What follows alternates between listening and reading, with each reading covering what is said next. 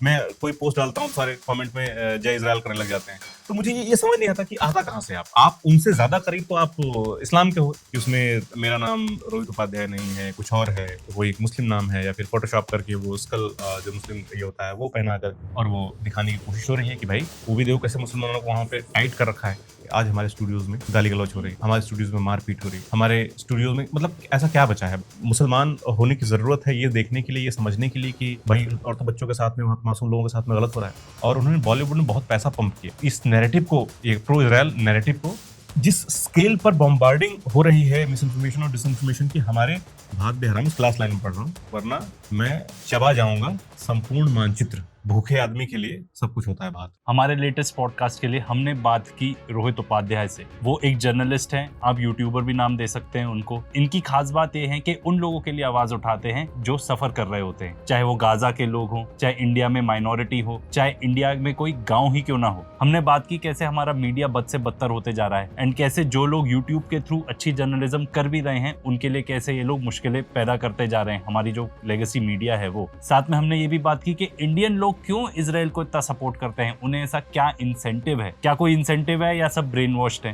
और कैसे इंडिया के यूथ को डिस्ट्रैक्ट करके जो मेजर इश्यूज हैं उससे गुमराह किया जा रहा है। ये भी हमने बात की। एक बहुत ही बढ़िया डिस्कशन था। आई एम श्योर कि आप लोग को बहुत ही अच्छा लगेगा। ये लाइक एंड सब्सक्राइब करना मत भूलिएगा, एंड रोहित को भी फॉलो करना मत भूलना, उसके लिंक्स डिस्क्रिप्शन में मिल जाएंगे। रोहित, थैंक यू, आपने टाइम निकाला। हम लोग एक्चुअली बहुत कीन थे आपसे बात करने के लिए। There are quite a few things, उस पर अपन वापस आएंगे। सबसे पहले तो आप ये बताओ, हाउ डिड यू थिंक कि आपको इस पर्टिकुलर कंटेंट में जाना है, and why did you feel के जो गाजा में हो रहा है, जो एट्रोसिटीज हो रही है, उसको कवर करना जरूरी है? देखिए, सबसे पहले तो मतलब दुनिया में कहीं भी किसी भी तरह की एट्रोसिटी हो, एज अ जर्नलिस्ट मुझे ऐसा लगता है कि वो कवर करना चाहिए उसको। और गजा और पैलेस्टाइन का जो भी इशू है, वो मुझे लगता है कि आज हमारे समय में जो हम बात करते हैं कि वर्ल्ड वॉर हुआ या फिर उसके पहले की जितनी भी लड़ाइयाँ हुई, या जो हम खून खराबे का इतिहास देखते हैं, हमारी आंखों के सामने हम पहली बार, हमारी जनरेशन के लोग ये देख रहे हैं, महसूस कर रहे हैं कि यार एक पॉपुलेशन को, पूरे कौम को खत्म करने की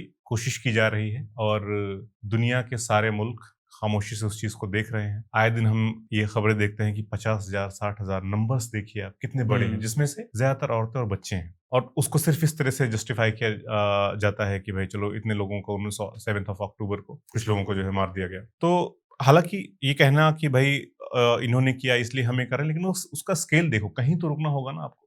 कहीं तो ये होगा कि चलो ठीक है, जो कल्प्रिट्स थे जिसने ये किया उनको आप पकड़ के सजा दीजिए, उसमें कोई ऐतराज नहीं होना चाहिए किसी को। लेकिन जो मासूम लोग हैं उनके साथ में इस तरह की एट्रोसिटीज होना, हमारे समय में होना, और हम उसको देख रहे हैं, विटनेस कर रहे हैं, उसके बाद भी हम ये देखते हैं कि बहुत सारे सपोर्टर भी मिल जाते हैं इस चीज के लिए। तो वो एक चीज है जो मुझे हमेशा से प्रॉब्लमैटिक लगी है हमारी सोसाइटी में, खास करके कि जब हम इंडियन कॉन्टेक्स्ट में इसको देखने की बात करते हैं, तो हमने देखा है कि हमारा स्टांस हमेशा से प्रो पैलेस्टीनियन रहा है, हमें हिस्टोरिकली, चाहे वो इंदिरा गांधी हो या सिर्फ अराफात यहाँ पे आए थे, चाहे उसके बाद हम देखते हैं कि अटल बिहारी वाजपेयी। तो मतलब कांग्रेस और बीजेपी जो दो बड़ी पार्टियां हैं, दोनों बड़ी पार्टियों के बड़े बड़े नेताओं ने इस पैलेस्टीनियन कॉज को सपोर्ट किया है बहुत समय तक। तो मुझे ऐसा लगा कि जैसे बाय डिफॉल्ट हिंदूज जो है वो प्रो इजराइल माने जाते हैं, कहे जाते हैं। तो वो मुझे लगा कि यार लगता है इन लोगों ने या तो पढ़ा नहीं है या तो इनको समझ नहीं है। फिर उसके बाद मतलब मेरा भी इंटरेस्ट जगा, और ये बहुत अच्छी बात है कि गजा पैलेस्टाइन का जो इशू है वो इस कॉन्फ्लिक्ट के बाद पूरा निकल कर खुल कर के सामने आया, और जो लोग बिल्कुल नहीं जानते थे, या जो लोगों के दिमाग में था कि नहीं नहीं वहां पे जो मिसकंसेप्शंस थे चीजों को लेकर के, वो बहुत क्लियर हुए, और उसमें सोशल मीडिया का बड़ा रोल रहा। तो मैंने बहुत सारी किताबें पढ़नी शुरू करी गजा पैलेस्टाइन इशू को लेकर के, और उन किताबों को पढ़ने के बाद, उन कहानियों को पढ़ने के बाद आप फिर ये लगा कि इन चीजों को कैसे अपने लोगों तक पहुंचाया जाए, कि भाई ये हिंदू मुस्लिम जैसे हमारे देश में हम बाइनरी में देखते हैं, वैसे ही जूस और पैलेस्टीनियन का कॉज नहीं है, वो बहुत ही अलग है, और बहुत ही बर्बर रहा है, बहुत खून खराबे वाला रहा है।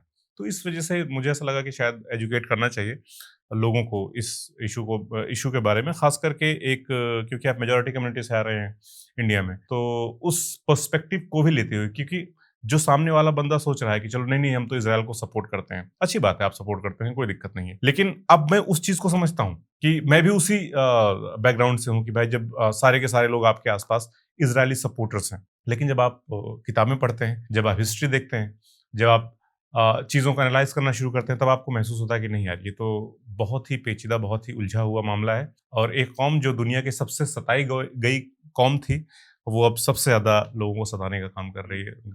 एक पूरी पॉपुलेशन को वाइप आउट करने की कोशिश कर रही है। तो इसमें मेरे को तो ये बहुत इंटरेस्टिंग लगता है, क्योंकि अब मेरे खुद के घर में या आसपास जितने भी लोग हैं सब एकदम प्रो इजरायली हो रखे हैं। ऐसा क्यों है? एंड एक जो आपने बहुत इंपॉर्टेंट चीज बताई कि लोगों को ये मिसकंसेप्शन रहता है कि ये यहूदी और मुस्लिम्स की लड़ाई है। तो जी। क्या उसमें कॉन्टेक्स्ट है? आप उसको कैसे डील करते हो with in your own circle? वो थोड़ा सा। देखिए, सबसे पहले बात तो मुझे ऐसा लगता है कि यहूदियों का हिंदुओं से कोई लेना-देना है नहीं, कोई नाता है नहीं। हम पता नहीं क्यों लोग मतलब उनसे जोड़ने की कोशिश करते हैं अपने आप को, और हमारे आस-पास के लोग, हम कहने से मतलब है कि मेरे आस-पास के लोग, आप देख सकते हैं, मैं कोई पोस्ट डालता हूँ तो सारे कमेंट में जय इज़राइल करने लग जाते हैं। तो मुझे ये समझ नहीं आता कि आता कहाँ से आप? आप उनसे ज़्यादा करीब तो आप इस्लाम के हो, इतने सालों से, सदियों साथ रहते चले आए हो। हिंदू-मुस्लिम दोनों कम्युनिटी साथ रह रही, उनसे बहुत ज़्यादा करीब हो, लेकिन आप उनसे क्यों इतना ज़्यादा अपने आप को जुड़ाव महसूस करते हो? जबकि हमारा कुछ भी कॉमन नहीं, हमारा दूर-दूर तक कोई नाता नहीं। हाँ, एक कहा जाता है कि जो चित्पावन ब्राह्मण्स थे, महाराष्ट्र के आस-पास जो आकर के बसे थे, वो कहा जाता है कि आके बसे, लेकिन उसके भी बहुत मतलब वैलिड प्रमाण हमारे पास मौजूद नहीं है। तो हमारा तो कोई रहा ही नहीं दूर-दूर तक। और जो लोग ये कहते हैं कि भाई हम इज़राइल के सपोर्टर हैं, उनका आप देखोगे तो उनका ये भी एक पॉलिटिकल पार्टी के हैं, बीजेपी के सारे सपोर्टर्स हैं। जबकि आरएसएस जो है वो यहूदियों को वाइप आउट करने वाले हिटलर के समर्थन में हमेशा से रहा है, उनकी चीज़ों को फ़ॉलो करता है, उनके कपड़ों को फ़ॉलो करता है। तो ये बहुत घाल-मेल वाला ही है कि अगर आप कोई बीजेपी का सपोर्टर अगर इज़राइल को सपोर्ट कर रहा है, तो उसको ये भी देखना होगा कि गोलवल्कर ने क्या कहा था हिटलर के बारे में। तो तो आपको एकदम उल्टा मिलता है। तो मुझे ऐसा लगता है कि ये एक समय से एक धारणा चली आई कि ठीक है, चलो एक छोटी सी पॉपुलेशन है, उन्होंने 4-5 मुस्लिम देशों को हरा दिया है। तो ये धारणा बनी, उसकी वजह ये है कि देखिए, हमारे यहाँ पे जो भी हम सोचना शुरू करते हैं, हमारा खास करके अगर हिंदू समाज की हम बात करें, सोचना शुरू करते हैं, या इंडियन समाज की बात करें, तो वो हमेशा हम पाकिस्तान को कॉन्टेक्स्ट में रख के सोचना शुरू करते हैं। हमारी सबसे बड़ी कमी यही है कि पाकिस्तान को हमने कॉन्टेक्स्ट में रख लिया, वो एक मुस्लिम कंट्री हो गई, अरब में सारे मुस्लिम कंट्रीज हैं, तो बस सिंपल सा बात है कि बाकी उनको कौन ये कर रहा है, उनसे कौन लड़ रहा है, इजराइल लड़ रहे हैं, तो हम इजराइल को सपोर्ट करते हैं। तो ये जो धारणा है ना, ये कहाँ से बनी, कैसे बनी, नहीं पता, लेकिन हाँ, ये चली आ रही है। और इसको सैडली हमारी गवर्नमेंट ने अभी भी, जैसे यूएन रेजोल्यूशन में हमने नहीं किया कि वहाँ पे जेनोसाइड जो हो रहा है उसके हम सीज फायर में हमने एब्सटेन किया वोट करने ऑब्स्टेन से। किया, हाँ, हमने वोट नहीं उसको, दिया। हाँ, कोशिश नहीं की कि वो रोका जाए, जो कि करना चाहिए था मेरे मेरे ख्याल से। तो ये मुझे लगता है सरकार की तरफ से कोशिश होनी चाहिए। हमने ये भी देखा है कि संस्थागत तरीके से इंस्टीट्यूशंस के ज़रिए कैसे, जब प्रो पैलेस्टीनियन कॉज़ के लिए जब कुछ लोगों ने रैली करने की कोशिश की, तो उन पे ये भी कहा गया कि उन पे केस हो जाएगा और उस तरह की चीज़ें। तो मुझे लगता है कहीं न कहीं प्रो इज़राइली स्टांस हमारे इंस्टीट्यूशंस, हमारी गवर्नमेंट, हमारी सरकारें लेने की कोशिश कर रही हैं। हो सकता है कि जनभावना को देख कर के ले रहे हों, लेकिन बस मुझे यही वजह लगती है, और तो कोई वजह नहीं है। हमारा दूर-दूर तक कोई रिश्ता नहीं है, कोई ये नहीं है। बस ये कहा जाता है कि भई आपको कभी-कभी जो इज़राइली गवर्नमेंट है, वहाँ से कुछ इंटेल्स मिलते हैं, तो ज़ाहिर-सी बात है, इज़राइल गवर्नमेंट जो है हमेशा पूरी दुनिया में वो वैलिडेशन खोज रही है हम्म। कि कोई हमें वैलिडेट कर दे। तो वो तो है कि उनको जब भी मौका मिलेगा, और हमारे फ़िल्मों के थ्रू, हमारे कल्चर के थ्रू, अब उसके बारे में भी हम डिटेल में बात करेंगे कि भाई किस तरह से कल्चरली और किस तरह से फ़िल्मों के ज़रिए, किस तरह से बाकी मीडिया के ज़रिए इज़राइल पूरी कोशिश करता है कि वो अपना एजेंडा पूरी दुनिया में फैलाए। तो इसमें दो चीजें, एक अपन इस पे वापस आते हैं, एक मैं बस छोटा सवाल पूछना चाहता था। तो आपको बहुत हेट भी मिलता होगा कमेंट सेक्शन में, लोग बोलते होंगे हमास एजेंट, ये सब टाइप की चीजें कितनी बार हो चुकी है? नहीं, ये तो मुझे लगता है कि दिन भर में हज़ारों बार होती होंगी। और इससे भी ज़्यादा खतरनाक ये है कि डॉक्सिंग हो गई कई बार, कि लोगों ने पर्सनल इन्फॉर्मेशंस जो है वो पब्लिक कर दी। आपके? और जी। ओह अच्छा। और उसके अलावा अभी भी मैं कल ही एक स्क्रीनशॉट लेकर के रख रहा था कि उसमें मेरा नाम रोहित उपाध्याय नहीं है, कुछ और है, वो एक मुस्लिम नाम है, या फिर फ़ोटोशॉप करके वो स्कल जो मुस्लिम ये होता है वो पहना करके वायरल करने की कोशिश करना। तो इस तरह की चीज़ें बहुत रही हैं।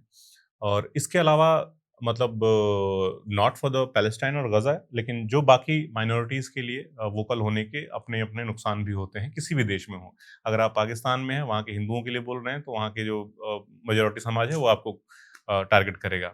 सेम चीज़ यहाँ पर भी हुई कि यहाँ के अगर आप माइनॉरिटीज के लिए बोल रहे हैं, तो जाहिर सी बात है कि मेजोरिटी लोगों से आपको हेट मिलेगा। और वो कई बार होता है कि आपके फैमिली, आपके यार दोस्त, आपके बहुत जिगरी लोगों से भी मिलता है। लेकिन अब वही है कि जो आप सच देख पा रहे हैं, जो आप एक बड़ी पिक्चर देख पा रहे हैं, वो बाकी लोग नहीं देख पा रहे हैं, तो उसमें उनका भी कोई कसूर नहीं है। तो जो इंडिया में खास तौर पे, अब अगर मैं अपनी भी बात करूं, तो मैं भी आई थिंक जैसे आपने मेंशन किया कि जो अक्टूबर 7th हुआ, फिर उसके बाद इन्होंने जो जेनोसाइड करना चालू किया, उसके बाद यू गो एंड रिसर्च कि अच्छा यार ये हो क्यों रहा है, and then you quickly come to know कि यार चलो जो भी हो रहा है, आज के जो भी हुआ, अगर आपको उसकी कॉन्टेक्स्ट की समझ नहीं भी है, तो भी आज के डेट में जो पर्टिकुलर चीज हो रही है, जिस तरीके से लोगों को मारा जा रहा है, एड को वेपनाइज किया जा रहा है, लोगों को बुलाया जा रहा है, खाना मिलेगा और वहीं पे उन पे गोली चलाना चालू कर देते हैं, इस टाइप की चीजें। एंड आपको क्यों लगता है कि जो हमारी पर्टिकुलर मीडिया है, हमारे यहाँ पे बहुत सारे इन्फ्लुएंसर्स हैं, एंड उनके नाम लेना भी कोई मतलब मुश्किल नहीं है, मोस्टली मीडिया एंड मोस्टली जो हमारे इन्फ्लुएंसर्स हैं बहुत सारे, including the likes of Gaurav Arya, media में बात करें तो अर्नब गोस्वामी और जितने टाइम्स नाउ, नव भारत, ये सब पूरा कवरेज इस टाइप का चलाते हैं कि भाई हाँ, सारे जो फैक्ट्स हैं, जो इतने 2000 अक्टूबर 7 से अभी की पुरानी तो छोड़ दो, वो सब फैक्ट्स ईट अप कर जाएंगे, बताएंगे नहीं, बस यही बताएंगे कि भाई अक्टूबर 7 में ये हुआ वो हुआ। Why do you think that is in, and इनको क्या फायदा होता है वो सब करके, इस तरीके से झूठा प्रोपेगेंडा फैलाने का, वो भी इस ऐसे देश का जो one of the most hated countries in the world है आज के डेट में? जी, ये इसमें 2 चीज़ें हैं। पहली चीज़ ये है कि मीडिया कैसे काम करता है, वो हम लोग पढ़ते हैं। 3 थियरीज़ होती हैं जिनके तहत हम समझते हैं कि मीडिया काम करता है हमारा। नंबर 1 होता है कि पब्लिक क्या देख रही है, ठीक है? दूसरा होता है आप क्या दिखा रहे हो, ठीक है? और तीसरा है कि भाई क्या दिखाना चाहिए। तो ये जो तीसरा चीज़ है कि क्या दिखाना चाहिए, ये हमारी पूरे मेनस्ट्रीम मीडिया से गायब हो चुका है। अभी जनता क्या देख रही है, क्या देखना चाहती है, बार-बार मैं एक हो गया, जैसे पहला क्या देख रही है, टीआरपी वाली बात हो गई, क्या दिखाना चाहते हो एक तरह से एजुकेशन या प्रोपेगेंडा वाली बात हो गई, और तीसरा क्या दिखाना चाहिए इज मोर मॉरल वाली बात कि अपना प्रिंसिपल या आपका मॉरल क्या है, असली मुद्दे नहीं है असली क्या मुद्दे। तो आपके देश में मॉरल और वो प्रिंसिपल तो एकदम लास्ट एकदम खत्म कर दिया है। जी।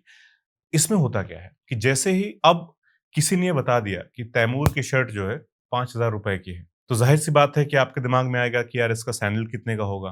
तो ये जो चीज़ है वो कैसे आपको कि भाई इज़राइल ने ये काम किया, बहुत महान काम कर दिया कि 6 देशों को हरा दिया। अब फिर आगे आगे और जानना चाह भाई वीरता की और कहानियाँ सुनाइए आप हमको इसमें।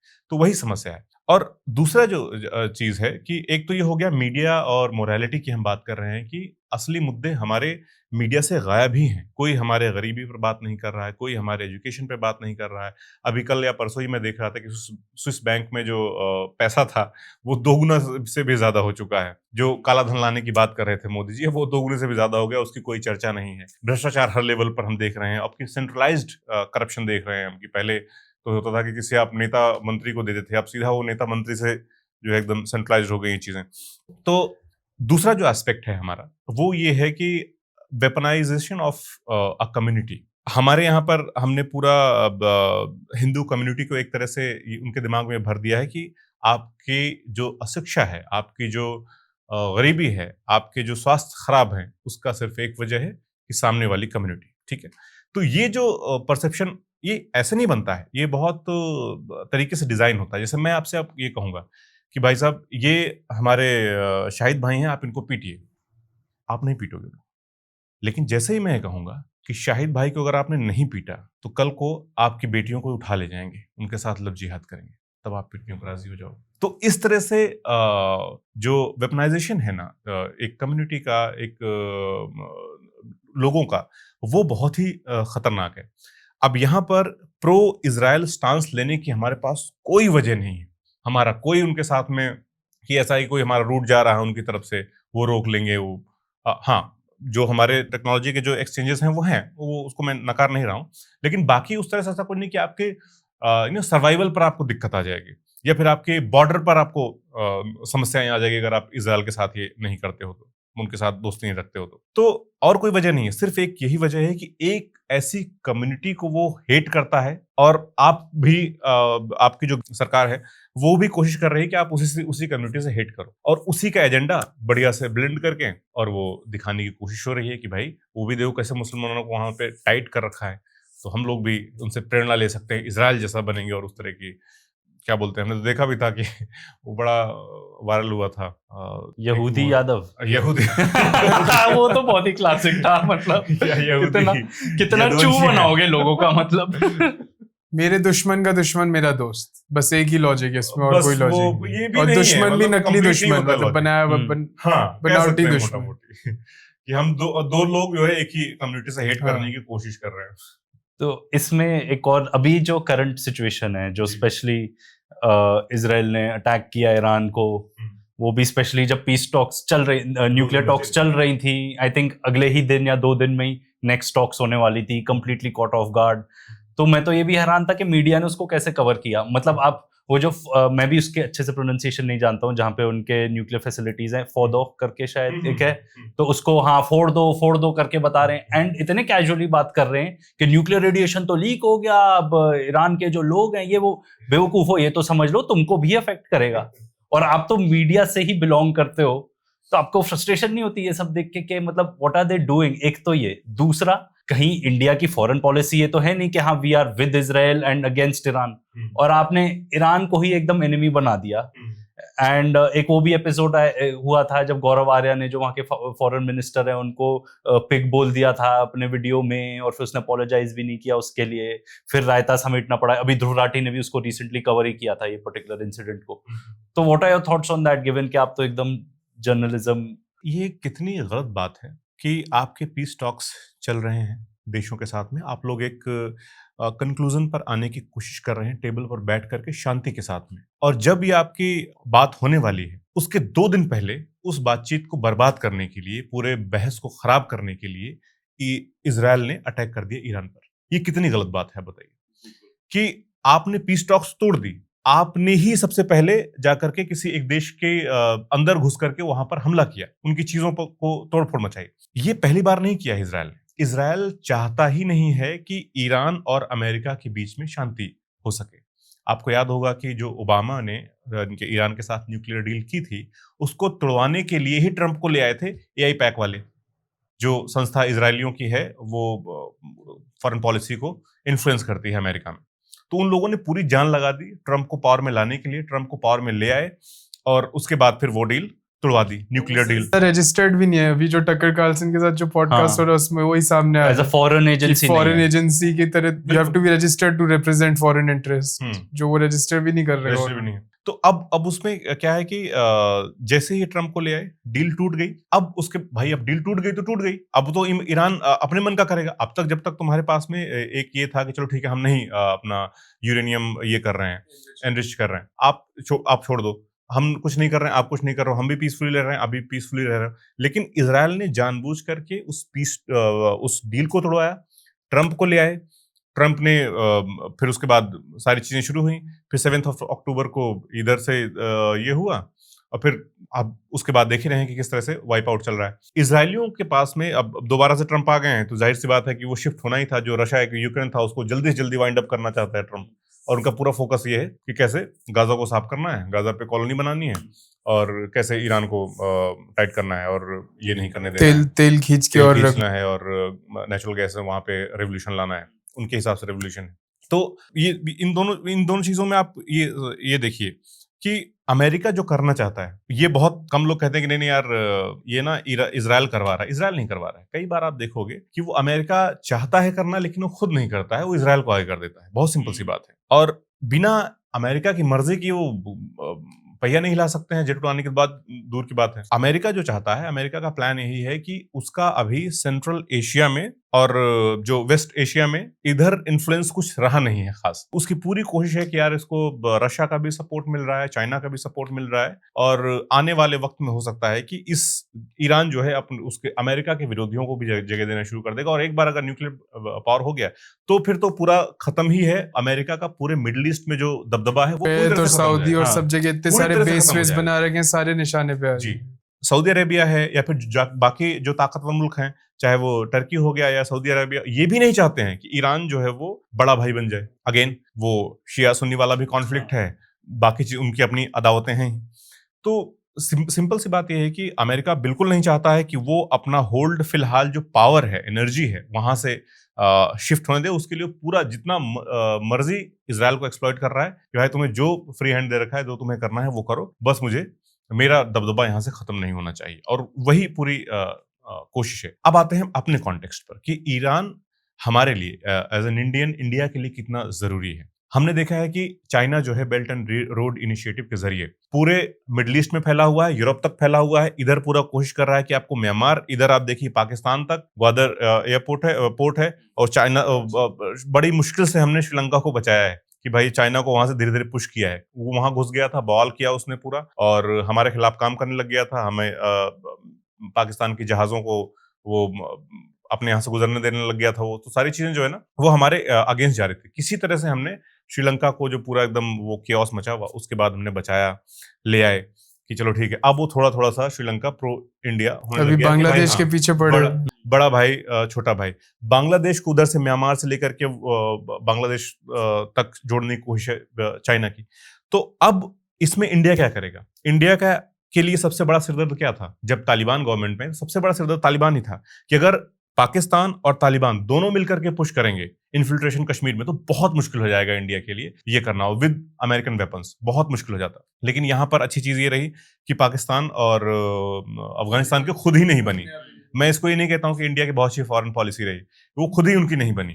टीटीपी और उसके अलग हुए, वो होना ही था। तो अब हमारे पास जो है अफगानिस्तान में जो भी मैनेज करने की चीजें हैं कि चलो ठीक है, हम एड के जरिए, हम वहां पर विकास के जरिए हम कुछ कुछ अपना इन्फ्लुएंस वहां पर उस रीजन में बना करके रखेंगे, ताकि वो पूरा रेजीम जो है वो हमारे अगेंस्ट ना आए।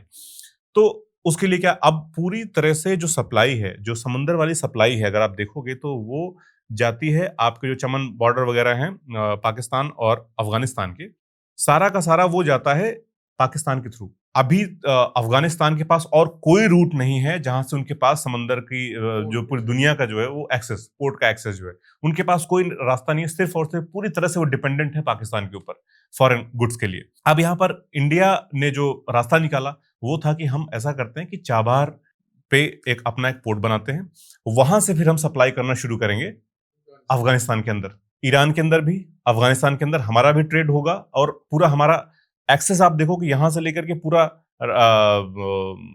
रशिया तक हमको मिल रहा है।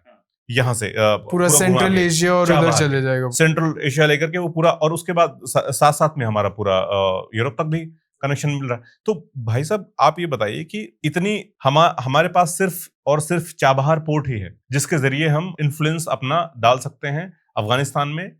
अपना इन्फ्लुएंस हम हमारी पहुंच है रशिया तक, हमारी पहुंच आगे होकर के वेस्टर्न कंट्रीज तक है। अब और ये ईरान करने दे रहा है हमें, और बावजूद इसके कि अमेरिका ने पिछले 2-3 साल में जो हमारे अगेंस्ट ऐसे ही नहीं हो गए। 2-3 साल में जैसे चाहे रशिया का मामला आया हो तो इंडिया ने हमने तेल और गैस उनसे खरीदा है, चाहे जब ईरान पर इन्होंने सैंक्शंस लगाए तो भी हमने कहा कि भाई हमारा चाबार, हमारे उनके साथ में काम चल रहा है, हम उसको नहीं रोक सकते हैं। इवन अमेरिका का ये पर्टिकुलरली कहना था कि अगर इंडिया के इनके साथ रिलेशंस या किसी भी देश के रिलेशंस अगर बढ़ते हैं ईरान के साथ तो उसको कॉन्सिक्वेंसेस फेस करने पड़ेंगे, उसकी परवाह ना करते हुए भी, क्योंकि वो हमारे इंटरेस्ट में है।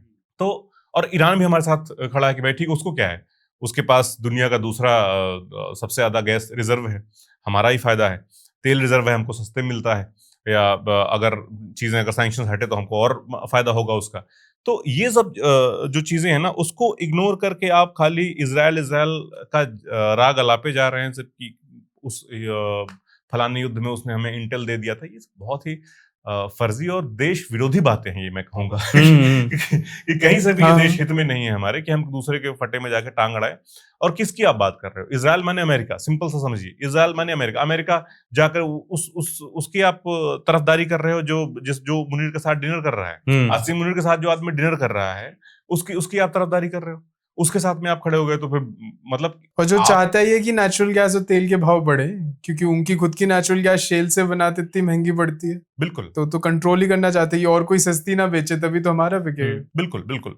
तो ये सारी चीज़ों को नज़रअंदाज करके सिर्फ़ इज़राइल का राग अलापते रहना, ये मुझे लगता है कि सच में देश हित में नहीं है, और ये मतलब इससे नुकसान वही होता है कि जो ईरानियन लोग हैं, उनको भी लगता है कि यार शायद अब इंडिया हमारा दोस्त नहीं है। जैसे कि आपने एक ज़िक्र किया कि एक पता नहीं, मतलब अपने मेजर साहब जो हैं, हाँ हाँ, गौरव आर्य, उन्होंने हाँ। फालतू का, फर्जी का बयान आपने दे करके और वो ईरान को वहाँ लिखना के पड़ा मिनिस्टर ट्विटर को पे। मिनिस्टर सुअर को लिखना बोल पड़ा रहा है। कि यार हाँ। ये क्या है, मतलब हमारा तो आपका लेना देना है ही नहीं। और लेना देना क्यों नहीं, अगर आज आप देखिए, जब हमारा अखंड भारत हुआ करता था, जब पाकिस्तान नहीं बना था, तब तो हमारे बॉर्डर लगते थे ईरान के साथ में।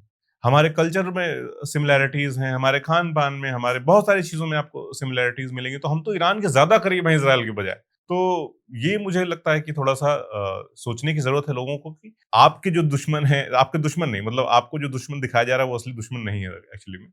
आपको जो नहीं दिख रहे हैं वो इनविजिबल दुश्मन है, और उनको पहचानना, और खास करके दुश्मन की भी बात नहीं करूंगा, मैं कहूँ कि ह्यूमैनिटी के जो दुश्मन है वो हम सबके दुश्मन होने चाहिए। अगर आप ये कहते हो कि बिल्कुल। सर्वधर्म समभाव और वसुधैव कुटुंबकम की बात करते हैं। जो मैं पूछना चाह रहा था कि जो मीडिया और इन्फ्लुएंसर्स हैं, हाँ।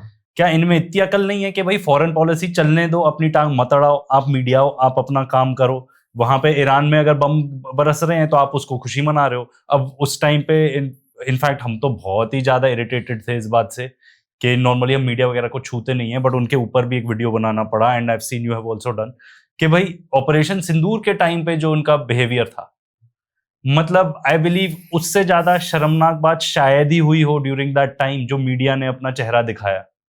और जो आके अभी अर्नब गोस्वामी है फॉर एग्जांपल, उनकी बात करें तो अपना वो शो शुरू होने से पहले ही बता रहे हैं आई एम विद इजराइल, और फिर मीडिएट करने बैठ गए डिस्कशन।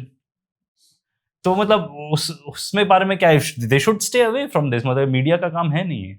हमारे यहाँ की मीडिया का मजाक अब पूरी दुनिया में उड़ाया जा रहा है कि भाई यहाँ पर भी एक टीवी चैनल था। पहले हम देखते थे कि कहीं किसी देश की ऐसी कोई बात देखते थे, कहीं गाली गलौज हो गई, ठीक है, आज हमारे स्टूडियोज में गाली गलौज हो रही है, हमारे स्टूडियोज में मारपीट हो रही है, हमारे स्टूडियोज में, मतलब ऐसा क्या बचा है बताइए कि माँ बहन तक की गाली लोगों को दी जा रही है। अब ये न्यूज़ चैनल्स, जब हम इस पेशे में आए थे तो हमें लगता था कि बहुत ही ज़हीन लोगों का पेशा है, जहाँ पे रिस्पेक्टेबल और बहुत बहुत ही, हाँ, शानदार लोगों से मुलाकात करने का मिलेगा, उनसे बातचीत करने को मिलेगा। लेकिन अब जो मीडिया है, मुझे लगता है कि इन लोगों की वजह से हम जैसे लोग, जो जो ग्राउंड पे जाने वाले लोग हैं, जो लोगों से बातचीत करने के लिए ग्राउंड पे निकलते हैं, तो हमें वो फेस करना पड़ता है कि यार, आप उसी जमात के हो जिस जमात के वो अर्णव गोस्वामी जी हैं, या फिर वो तो बड़ा ही मतलब जो रवीश जी कहते हैं कि मतलब लोगों को टीवी देखना तो बंद कर ही देना चाहिए। उसके साथ-साथ में मुझे लगता है कि एक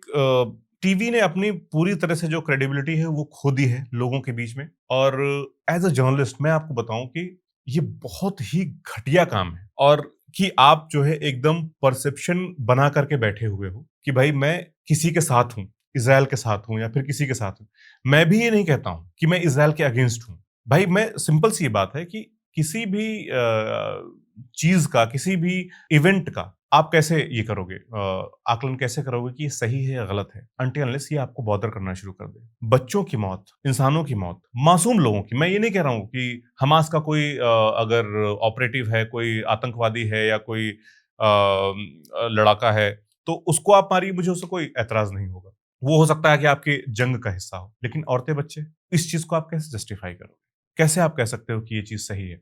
और ये देखते हुए कि इतने हज़ार औरतों, बच्चों को मारा गया, फिर आप कहते हो कि मैं इज़राइल के साथ हूँ। आप किस तरह के इंसान हैं? मतलब आपसे तो मैं वही कि आप अगर कहीं मिल भी गए तो मैं आपसे, आपकी तरफ देखना भी पसंद नहीं करूँगा। तो वो जो चीज़ है ना, मुझे लगता है कि वो कौन, कोई तो ड्रॉ करनी पड़ेगी, कहीं तो लाइन ड्रॉ करनी पड़ेगी कि यार मैं इस चीज़ को सपोर्ट नहीं कर सकता हूँ किसी चीज़ से। और बिलीव मी, यही यही चल रहा है हमारे मीडिया में कि अभी जैसा भी, जितना भी एंटी माइनॉरिटी एजेंडा पुश किया जा सकता है, जितने भी तरीके से, वो पुश कीजिए। और वही चल रहा है। और मुझे तो नहीं लगता कोई इज़राइली जो है, कोई जो जू है, वो हिंदुओं को बहुत ज़्यादा भाव देता है, बहुत ही ये करता है। आपसे, आप अगेन उसी पर हम आएँगे कि भाई आपसे ज़्यादा प्यार मोहब्बत से तो हम लोग मुसलमानों के साथ इतनी सदियों से रहते आए हैं, तो आप उनके ज़्यादा करीब हैं, वो आपकी ज़्यादा चीज़ों को समझते हैं, आप उनकी ज़्यादा चीज़ों को समझते हो।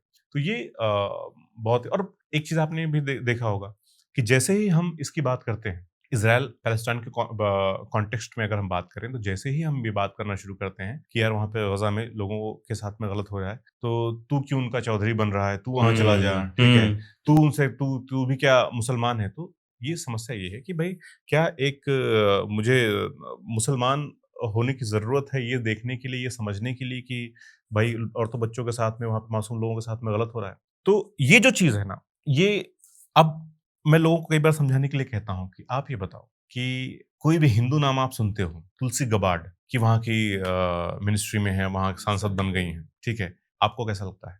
कहीं से लगता है अच्छा यार हमारे साथ शायद भारतीय मूल की है, ठीक? आप ये सुनते हो कि कमला हैरिस, अच्छा कोई लेना-देना नहीं इन लोगों का। कल्पना चावला, नहीं हमारे इनके रूट्स जो है ना हमारे यहाँ पर है। तो वो जो एक कनेक्शन होता ही है किसी भी कम्युनिटी का अपनी कम्युनिटी के लिए एक कल्चरल जो कनेक्शन है उनका, कि ठीक है कि सब जो अल्लाह को मानने वाले हैं वो सब एक जगह से अपना कनेक्शन फील करते हैं। तो वो जो एक कल्चरल जुड़ाव है, वो तो रहेगा ही, हमारा भी तो है। हम भी देखते हैं कि यार ऋषि सुनक जो है वहाँ का पीएम बन गया तो चौड़े हुए घूम रहे हैं, उसका कोई लेना-देना नहीं है। उसने कुछ ऐसा कुछ नहीं किया जबकि कि एंटी इमिग्रेशन पॉलिसीज ही लेके आया। एंटी इमिग्रेशन पॉलिसी वो इंडियंस के लिए लेके आया। तो वो जो ये जो प्रॉब्लम है ना, तो इसलिए ये जवाब उन लोगों के लिए है जो ये सोचते हैं कि यार नहीं आप इंडियन होकर के, हिंदू होकर के आपको पैलेस्टाइन का सपोर्ट नहीं करना चाहिए। तो भाई साहब आप देख लो ना, आप किसके साथ अपने आप को जोड़ते हो? तो हर दुनिया का हर इंसान, यहाँ का मुसलमान भी उनके लिए अगर फील करता है कि उसमें कुछ भी कहीं से भी गलत नहीं है, और गलत क्यों होगा? मैं तो खुद उस चीज़ को सपोर्ट करता हूँ यार कि ऐसा नहीं होना चाहिए, किसी के ऊपर भी कहीं पर भी दुनिया में ज़ुल्म होना चाहिए, irrespective of religion, caste, creed, colour, कुछ भी। और वही वो यहाँ गलत पे है। हम कहीं पे भी वैसे भी सपोर्ट की तो बात करते ही नहीं, हम तो पीस की बात करते हैं ज्यादा। बिल्कुल, ये बिल्कुल। लड़ाइयाँ, ये वॉर, हम 21वीं सदी में जी रहे हैं। किसी ने सोचा था ग्राउंड पे वॉर होते हुए इतने सालों तक चले आ रहे हैं, बढ़ते ही जा रहे हैं, न एक खत्म नहीं हो रहा, दूसरा और चालू कर लो, एक और चालू, कॉन्फ्लिक्ट पे कॉन्फ्लिक्ट। जी, न्यूज पढ़ते हुए डर लगने लगता है आज कौन सा बम फूटेगा। जी। तो इसमें एक वो जैसे आपने बताया कि हिंदू लोग के कमेंट आते हैं कि आप क्यों चौधरी बन रहे हो, मुसलमानों के भी कमेंट आ जाते हैं which I feel is equally wrong कि आप तो मुसलमान ही हो गए जो बोल रहे हो, है ना, इस टाइप पे। या फिर एक और आता है, तुम बड़े सेक्युलर हिंदू बन रहे हो। मतलब ये बड़ा अच्छा आपने सवाल किया। एक्चुअली होता क्या है ना कि हमारी सोसाइटी या पूरी दुनिया इतना पोलराइजेशन के दौर से गुजर रही है इस वक्त, इतना ज़्यादा ये है कि सबने अपनी-अपनी कोकून चुन लिए हैं कि आप भई फलानी कम्युनिटी से हो तो आप अपनी कम्युनिटी की बात करो, खुश रहो, क्या दिक्कत है? आप दूसरी कम्युनिटी में क्यों टांग अड़ा रहे हो? अब मुझे किसी ने बोल दिया कि अभी अगर आप ये भेदभाव की बात करते हो, जात धर्म की बात करते हो, तो आप अपने सरनेम में आप उपाध्याय लगा के क्यों घूम रहे हो? तो अब मुझे मतलब यहीं पर देखिए बेसिक डिफरेंस यही है कि मैं बात नहीं कर सकता हूँ कास्ट के बारे में या जातिवाद के बारे में, क्योंकि मैं एक पर्टिकुलर ग्रुप से बिलोंग करता हूँ जो मैंने नहीं चूज किया है, ठीक है? तो अब ये क्या है? ये सिर्फ और सिर्फ एक आपका ये दिखाता है, पूर्वाग्रह दिखाता है कि यार आप, क्योंकि मैं एक कम्युनिटी से हूं, तो मैं ऐसा ही सोचूंगा, ऐसा ही होऊंगा, ये आपने अज्यूम कर लिया है पहले से। तो वही चीज यहाँ पर भी आती है कि यार आप मतलब आपकी मालूमात तो बहुत बढ़िया है गजा पैलेस्टाइन के इशू के चक्कर में, आप लेकिन आप हिंदू हो। हाँ, इतनी कौन सी बड़ी बात है यार, जो 4 किताबें पढ़ लेगा उसी को मालूमात हो जाएगी। तो ये और दूसरा ये है कि चाहे हिंदू कम्युनिटी से भी इस तरह की चीजें आती हैं कि यार तुम ऐसे कैसे बात कर सकते हो हिंदू हो करके। तो अगेन वही सवाल था कि भाई आप भी पढ़ लो, आप भी बात करोगे ऐसे ही मेरे जैसे। जब तक नहीं पढ़ोगे, जब तक अर्णव गोस्वामी को देखोगे या सुदर्शन वाले उसको देखोगे, तब तक आप भी वैसी बात करोगे प्रो इजराइल। 2-4 के ज्यादा पढ़ने लिखने की भी जरूरत नहीं है, 2-4 वीडियो भी देख लो ढंग तो भी, के, हाँ। कोई बीबीसी तक खोल के ढंग से अगर देख लो तो भी आप समझ आ जाएगा सही क्या है। हमारे इस दौर में आप समझिए कि इंफॉर्मेशन इतना एक्सेसिबल कभी हिस्ट्री में रहा नहीं है। आप सीधा ग्रो करते हो, आपको सारा जानकारी आपके हाथों पर है। लेकिन इसके बावजूद भी आपने नफरती होना चुना है, इसके बावजूद आपने ये चुना है कि मुझे इज़राइल से मोहब्बत करनी है, तो फिर तो कुछ मतलब ऐसी दिक्कत है जिसका आपको खुद सोचना पड़ेगा। जो किसी ने बहुत अच्छा बात कही थी कि हमारे देश में खास करके दुनिया में कहीं कॉन्फ्लिक्ट होगा, हमारे देश वालों को बहुत इंटरेस्ट रहता है। दुनिया में कहीं भी कॉन्फ्लिक्ट हो जाए कि हमारे यहाँ के 2-4 अकाउंट भी बना लेते हैं, ठीक है? कि आपने देखा होगा फेक अकाउंट जो है कि हाँ, कि तो अब उसमें क्या है कि उसकी वजह यही है कि हमारी जो सोसाइटी है अभी भी मुझे लगता है कि इसको इवॉल्व होने की बहुत ज़रूरत है। हमारे यहाँ पे मतलब डिस्पैरिटी इतना ज़्यादा है नॉलेज में, एक्सपोज़र में, कि मैं और जो आप सोच सकते हैं, हमें कुछ किताबों का एक्सपोजर है, इसलिए हम लोग इस तरह से बात कर रहे हैं। बहुत सारे लोग ऐसे हैं जिनको किताबों का एक्सपोजर नहीं है, तो हो सकता है कि वो आजीवन अज्ञान रहना पसंद करेंगे, और उनकी अज्ञानता को सपोर्ट करने के लिए भी कुछ बेवकूफ लोग भरे पड़े हैं।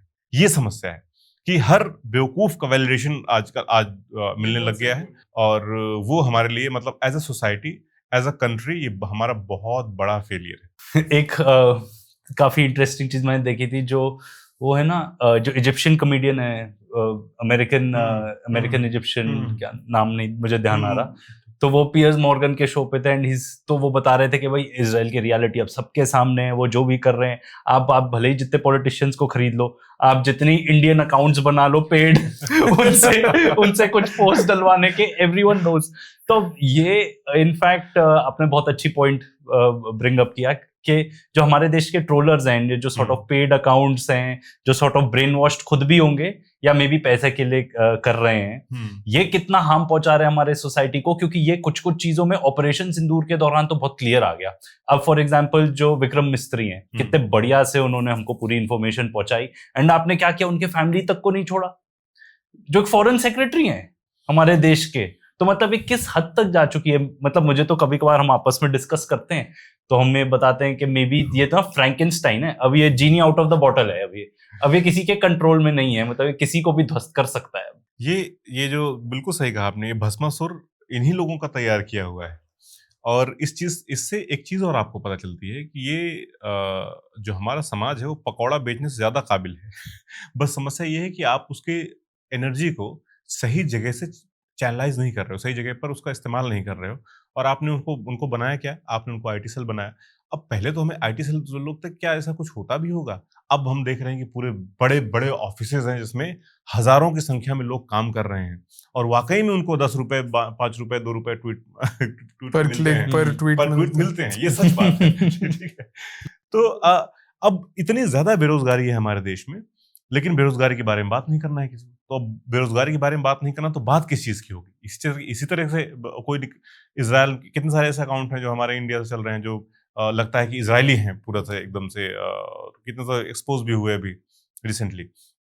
तो मुझे कुछ नहीं लगता। मुझे सिंपल सी बात ये लगती है कि यार, ये जो समस्या है ना हमारे यूथ की, कि उसकी एनर्जी सही जगह यूटिलाइज हो नहीं पा रही है, और उसके चक्कर में वो कहीं ना कहीं कभी इस तरह की ऊटपटांग की हरकतें करता है। कभी किसी आप आदमी से पूछिए, दुनिया के किसी आदमी से पूछिए जो ढंग के देशों में है, उससे आप पूछो कि भाई आप ये इस तरह का ट्वीट करने का एक काम है, ट्वीट करने का काम करोगे? वो कभी नहीं चाहेगा कि इस तरह का काम को सुन। ट्वीट करने का क्या काम होता है? हमारे यहाँ जिस तरह से कंटेंट बनाते हैं हम लोग, हमारे यहाँ कंटेंट प्रोड्यूस किए जा रहे हैं, किए ही जा रहे हैं, कोई लगाम ही नहीं, बेलगाम प्रोड्यूस किया जा रहा है। उसका मोनेटाइजेशन क्या है? कुछ नहीं है, फिर भी किए जा रहे हैं। क्यों? क्योंकि इतना मोनेटाइजेशन कम होने के बावजूद, ना होने के बावजूद भी वो हमें बाकी कामों से बेहतर लग रहा है। तो आप समझिए ना कि हमारे यहाँ अनएम्प्लॉयमेंट, हमारे यहाँ बेरोजगारी का क्या हाल है। और हर आदमी के, मेरे सोसाइटी में कम से कम 100 लोग ऐसे होंगे जिनके 1 लाख के आसपास फॉलोअर्स हैं, और आप बहुत सारे लोग ऐसे हैं जो पॉलिटिकल सोशल इश्यूज पर कमेंट्री करते हैं, और आप उनसे 2 मिनट बैठ के बात नहीं कर पाओगे। तो ये जो मूर्खों का जो वैलिडेशन मिलना, और उसके बाद फिर ये जिसको जहां पे अपना लगा कि चलो मैं इजरायली बन करके पैसा पे आउट कमा सकता हूँ, डॉलर वाला, वहां पे अपने व्यूज आएंगे, अमेरिका में देखा जाएगा मेरा ट्वीट तो ज्यादा पैसे आएंगे, या हमारा वीडियो देखा जाए तो। मेरे भी एक दोस्त है, मित्र हैं, वो भी प्लान कर रहे हैं ऐसा कुछ, कि मतलब पर्दे के पीछे रह के लोगों को लगे कि कोई अमेरिकन चला रहा है, एआई टाइप। हाँ, और उसको मैं चलाऊंगा। तो मैं क्या कर सकता हूँ? मैं, हमारे आसपास अब बहुत टैलेंटेड लोग हैं ये सब। ठीक है। तो ये जो समस्या है ना, ये और आगे आने वाले टाइम में बढ़ेगी। हमारी पॉपुलेशन इतनी ज्यादा है, साक्षर लोग हमारे पास बहुत ज्यादा हैं, इंटेलिजेंट और ये नहीं कहूंगा, साक्षर लोग ज्यादा हैं, और ये कुछ ना कुछ खुराफात करेंगे। इससे पहले कि अगर इनकी एनर्जी को आप चैनलाइज ढंग से करते हो, और ये चीज आपको, मुझे लगता है कि इजराइल से सीखने की जरूरत है, कि अपने यूथ को हर चीज, एक चीज के बारे में इजराइल का बहुत मतलब ये रहा हूं कि भाई, इनकी जो पब्लिक है ना, ये पैशनेट बहुत है। अगर आप देखिए कि जैसे ही वॉर शुरू होती है, आपको वॉर की एक एक डिटेल इनके नजरिए से, ग्राफिक्स के साथ में, वीडियोस के साथ में पहले से अवेलेबल होती है। इनकी प्रेस कॉन्फ्रेंस 1 मिनट बाद शुरू हो जाती है कहीं पर अटैक, या पहले ही शुरू कर देते हैं, अटैक होने वाला होता है उसके पहले ही लाइव आ जाता है, नहीं इतने। तो इनकी जो तैयारी है, वो चाहे वो आप मीडिया के लेवल पर देखो कि इंफॉर्मेशन वॉरफेयर में हमेशा आगे हैं, बहुत आगे हैं। ये कल्चरली आप देखिए पूरा हॉलीवुड इन्होंने कब्जा कर रखा है, ठीक है। मतलब किसी के मजाल है कोई बना दे ढंग की फिल्म। इतना बड़ा हॉलोकॉस्ट हुआ है, इतनी सारी चीजें हुई हैं पैलेस्टाइन में, लेकिन कोई ढंग की आपको 1-2 फिल्में मिलती हैं और वो भी बहुत टोन डाउन है, ठीक है। इसके अलावा आपको मालूम है बहुत इंटरेस्टिंग सी बात कि हमारे 1980s के बाद से एक नाम था, उनका भी नाम मुझे याद नहीं आ रहा है, इजरायली कल्चरल एम्बेसडर थे शायद वो, मतलब कुछ तो था उनका, मतलब कल्चर फैलाने का काम ही कर रहे थे पूरी दुनिया में। और उन्होंने बॉलीवुड में बहुत पैसा पंप किया इस नैरेटिव को, ये प्रो इजराइल नैरेटिव को लाने के लिए। और उसके बाद कई सारी फिल्में भी बनी और बहुत सारा जो पहले जो होता था कि हमारा एक सोशल फैब्रिक है कि हम शोले फिल्म में है, उसमें चाचा भी हैं, एक उसमें ये भी हैं, वो भी हैं, सारा जो एक उस तरह की फिल्में बनती थी कि सारे अच्छे-अच्छे लोग हैं, बुरे लोग भी हैं उस समाज में, उसका जात धर्म से कोई लेना देना, वो धीरे-धीरे ये होना शुरू हुआ था। तो आप सोचिए कि जो हमारे आस-पास हमारी फिल्में, हमारी इंडस्ट्री को इन्फ्लुएंस करने आ सकता है, वो कितना सोचता है, कितना आगे की प्लानिंग लेकर, और ये आज से 40 साल पहले की बात मैं कर रहा हूँ।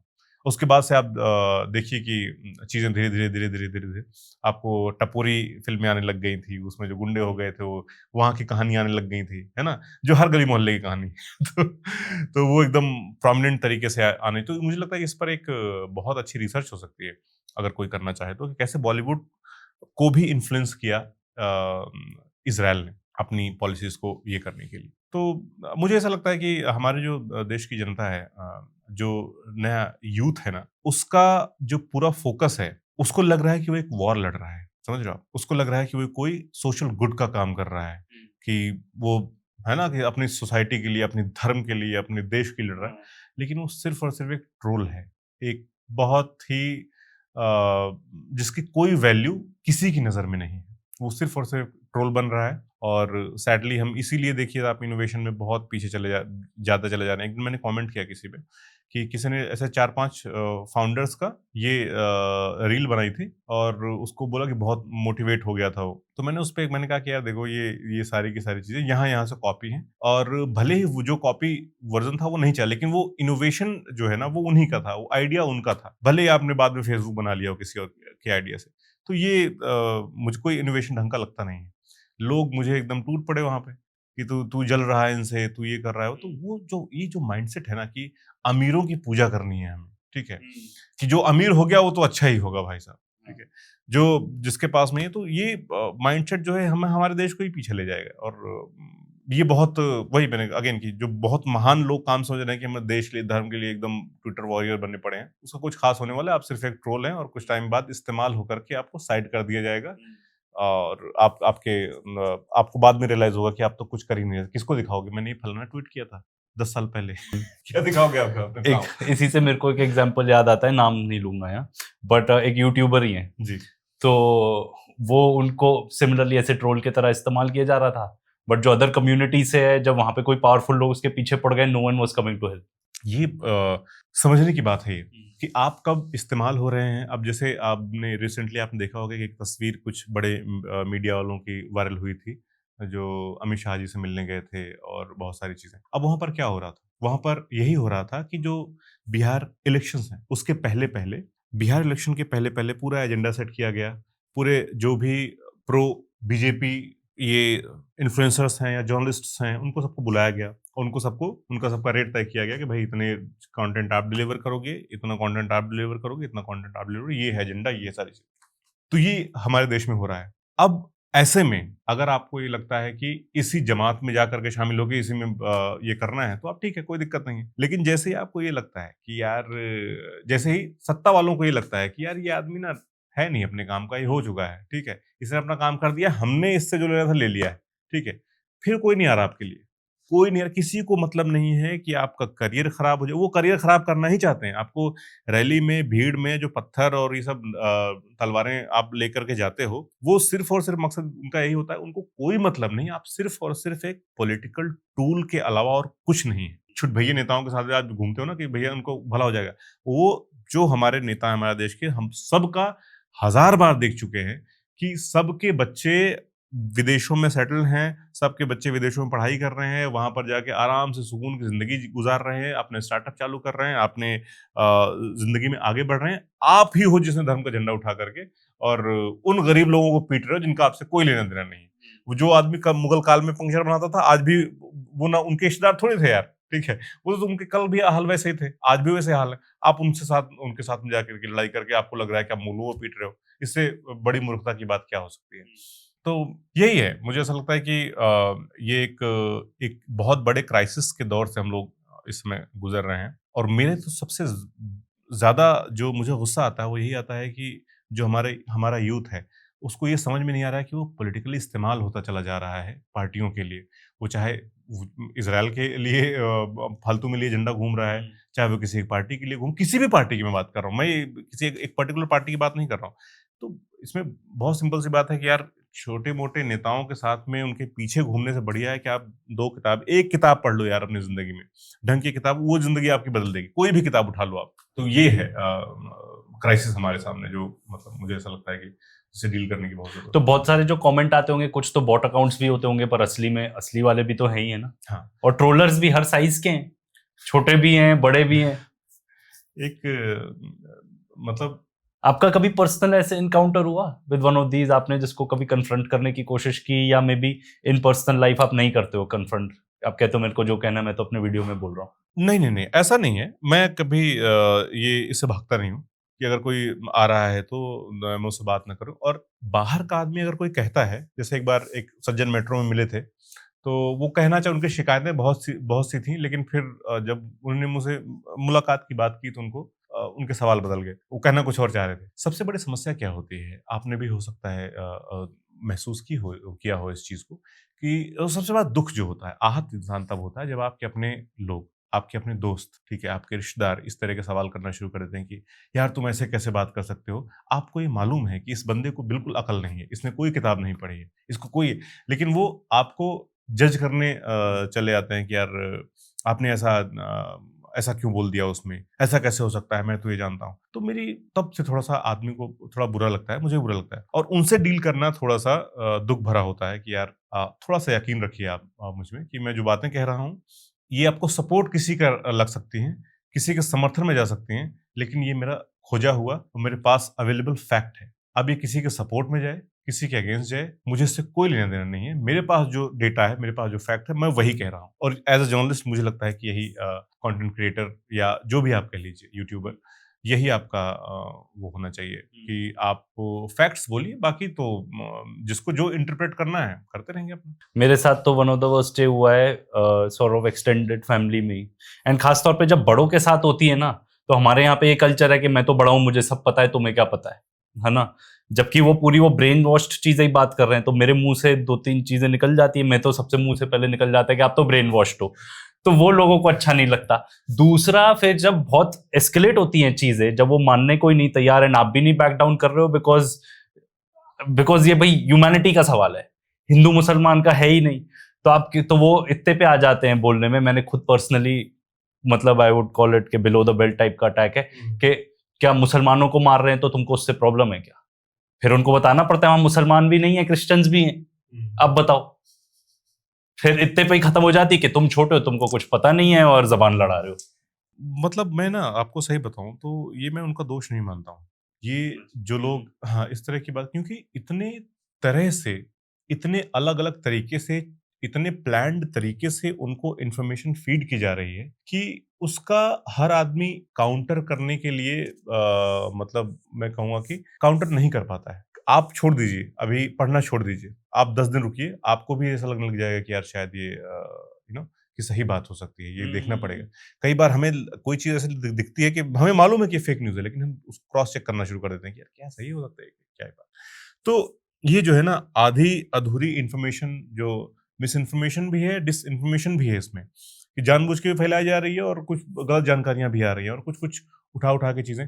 तो आप जिस स्केल पर बॉम्बार्डिंग हो रही है मिस इन्फॉर्मेशन और डिस इन्फॉर्मेशन की हमारे जो बुजुर्ग लोग हैं, हमारे जो बड़े लोग हैं उनके ऊपर, तो वो उससे उनके बचने की हम उम्मीद कैसे कर सकते हैं, जबकि एक पूरी संस्था की हजारों लोग यही काम कर रहे हैं फेक न्यूज फैलाने का, तो आप उनसे कैसे ये कर पाओगे? तो समस्या यहाँ नहीं है, लोगों के साथ में समस्या नहीं है, उनको तो आप 4 दिन दिखाना शुरू कर दोगे, वो 4 दिन बाद बदल जाएंगे, वो ऐसे लोग हैं। तो मैं जब उनको देखता हूँ या कोई इस तरह की बात करता है, तो मैं सिर्फ उनसे, मेरे दिमाग में ही आता है कि अच्छा इन्होंने ये भी जुड़े हुए हैं उससे ग्रुप में एक आध ठीक है? तो उनको काउंटर करने का कोई मतलब नहीं है, कोई मतलब नहीं, आप अपना दीवार सर में मारने जैसा ही है। बस यही मैं कहता हूँ कि यार ये एक बहुत प्लान तरीके से सोचे गए समझे तरीके से लोगों को दिमाग में गलत इन्फॉर्मेशन फीड की जा रही है, जिसको टैकल करना हमारे लिए बहुत बड़ा चैलेंज है अभी। और इसलिए मैं कहता हूँ कि आप जो अपने लेवल पे कर सकते हो कि आप तो कम से कम नफरत ना फैलाओ, आप तो कम से कम अपनी जगह से सही इन्फॉर्मेशन देने की कोशिश करो। तो वो जो आप कर सकते हो, आप अपना पार्ट प्ले कर रहे हो, बाकी का आपकी जिम्मेदारी नहीं है, और बाकी किसी को आपको जवाब देने की, किसी को समझाने की भी जरूरत नहीं। आपको सबका जवाब जो होता है ना, ये मेरा बहुत यकीनी तौर पर मानना ये है कि इससे कोई फर्क नहीं पड़ता है। मेरा ये बहुत पुख्ता तौर पर मानना है कि इंसान जिंदगी में जो भी फैसले लेता है वो ज्यादातर समय अपने लिए लेता है। तो अगर मैं गजा पैलेस्टाइन की बात कर रहा हूँ, या फिर ये मैं कह रहा हूँ कि नफरत ना फैलाई जाए, तो ये मेरी लड़ाई किसी से नहीं है, ये मेरी लड़ाई अपने आप से है कि मैं इस नफरती ना होने के स्टांस को कितने आगे तक ले जा सकता हूँ, और उसके लिए मैं क्या क्या लॉजिक्स अपने आप को दे सकता हूँ, चाहे वो किताबों से मिले, चाहे वो लोगों से मिले, चाहे वो कहानियों से मिले। तो ये मेरी अपनी लड़ाई है। मेरी अपनी लड़ाई है कि मैं नफरत नहीं फैलाऊंगा। मेरी अपनी लड़ाई है कि भाई मैं हमेशा जो है जुल्म जो है जहां भी होगा दुनिया में उसके खिलाफ बोलूंगा, मजबूती से बोलूंगा। कुछ ये मेरी अपनी लड़ाई है। इससे मैं किसी से ये उम्मीद नहीं कर सकता हूँ कि आप मुझे वैलिडेशन देते रहिए, आप मुझे हिम्मत देते रहिए। ये मेरी इंस्पिरेशन मैं खुद खोजूंगा। तो बहुत ही सिंपल और सादी सी बात है कि मैं किसी का सपोर्ट नहीं कर रहा हूँ, मैं सिर्फ अपने आप से लड़ रहा हूँ। और जब तक ये लड़ाई जारी है तब तक मैं खोजता रहूंगा, और मैं आप लोगों तक जो भी सही चीजें हैं वो लाता रहूंगा। और आई एम श्योर कि आपको भी ये चीजें महसूस होती है कि ये आपकी अपना, जो कहते हैं ना कि आपकी अपनी तपस्या है, ये सच को खोजने की जो है ये आपकी अपनी तपस्या है। इसमें किसी से आप उम्मीद मत करिए कि कोई आपका साथी बनेगा या कोई आपको सपोर्ट करने लग जाएगा। आपका जो सच है वो आपके पास, जो भी उससे गुजरेगा सच का सामना उससे होगा, और वो सच को जानेगा। तो आपने वैसे जैसे तो डॉक्यूमेंट्री करी वो लिथियम, लिथियम। तो उसका क्या मोटिवेशन था? उसमें सबसे ज्यादा आपको क्या पता लगा ये बैटरी और लिथियम इस इंडस्ट्री के बारे में कुछ?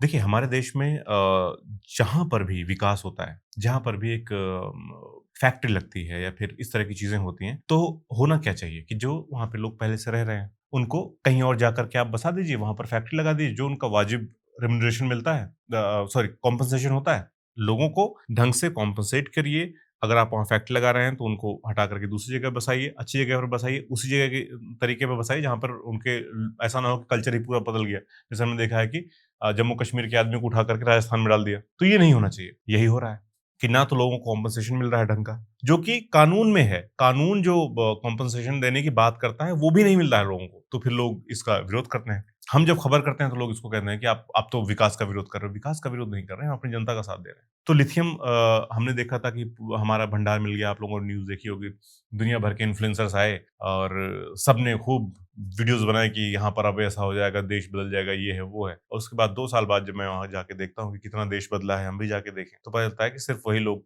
जिनका गांव हटना है पूरा का पूरा, उससे कोई डिस्कशन ही नहीं हो रहा है। टेंडर पे टेंडर निकले जा रहे हैं, प्रोजेक्ट अनाउंस हो चुका है, खुदाई चल रही है, टेस्टिंग चल रही है, खुदाई नहीं हुई अभी। तो ये है कि जो स्टेक होल्डर्स हैं, जो उस गांव के लोग हैं, जिनका गांव, पुरखे, जानवर, घर, परिवार, खेत खलिहान सब कुछ जिनका है, उनसे आपका कोई डिस्कशन ही नहीं हो रहा है। तो उस चीज को लेकर के है कि लोग कितना डरे हुए हैं, और वो डर 2 साल से डरे हुए हैं लोग। सोचिए आप कि आगे अब ये क्यों है, ये किस लिए है? मतलब एक जो मालिक हैं उनको उस जमीन के, वो ही अपने घर के लिए, अपनी चीजों के लिए अनिश्चित है। किसी का सोचिए कि दीवार टूट गई है उसमें आंधी में, तो नहीं बनवा रहा है। क्यों नहीं बनवा रहा? कि यार तो सरकार ले जाएगी, कब ले जाएगी ये भी नहीं सरकार क्लियर कर रही है।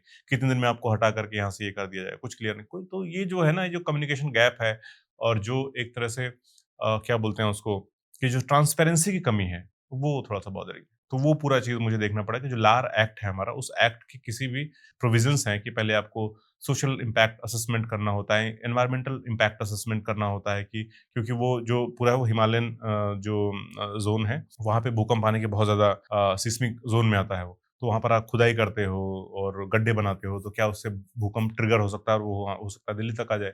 तो उन सब चीज़ों की उसमें उसको दिखाने की कोशिश की है कि क्या-क्या प्रॉब्लम्स वहाँ पर हो सकती हैं। लिथियम मिलना बड़ी बात नहीं है, उसके बाद आप क्या करते हो वहाँ पे, वो बहुत बहुत इम्पोर्टेंट है। जब आपने मेंशन किया कि लोग इस टाइप की फोटोज वगैरह सब बना के कर रहे हैं, तो आपके फैमिली नहीं ऑब्जेक्ट करती कि मत बोलो यार इस चीज के बारे में, क्यों अपने लिए प्रॉब्लम ले रहे हो? ये फैमिली सारे ही लोग फैमिली में बोलते हैं और उनका डर भी वाजिब है। मैं उसको बिल्कुल ही नहीं करता हूँ, लेकिन मैं समस्या ये है कि डर-डर के करना पड़ता है।